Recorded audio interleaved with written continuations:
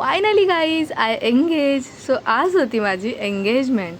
So इतक्या घाईत engagement का केली, इतक्या लवकर का केली, सगळ्या प्रश्नांची उत्तर मी तुम्हाला पुढे देते. सो दिवसाची सुरुवात झाली ऑमलेटपासून. मस्तपैकी भरपेट नाश्ता केला आणि कामाला सुरुवात केली. मी रोज काम करते, रोज स्वच्छता करते, तरी पण रोज मला नवीन काम का निघतं मला तेच नाही कळत. बरेच दिवस झाले गोंडपाट तसेच पडलेले होते, मग ते पण धुवून टाकले. त्यानंतर मस्तपैकी रेडी झाले आणि स्टेशनला पोहोचले.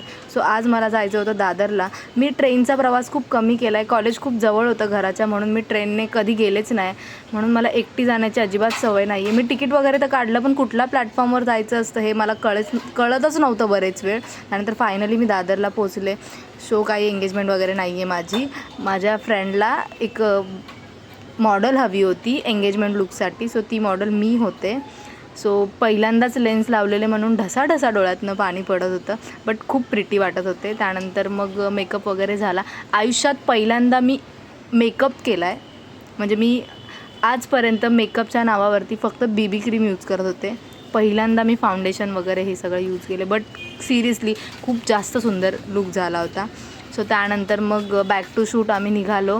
मस्त जाताना फुलं वगैरे घेतली दादर स्टेशनवरून. घेतली तर आहेत, पण आता मी ट्रेनमध्ये कशी बसणार आहे माझं मलाच माहिती आहे. एका पायावरती आली आहे मी. इतकी गर्दी होती, बाप रे.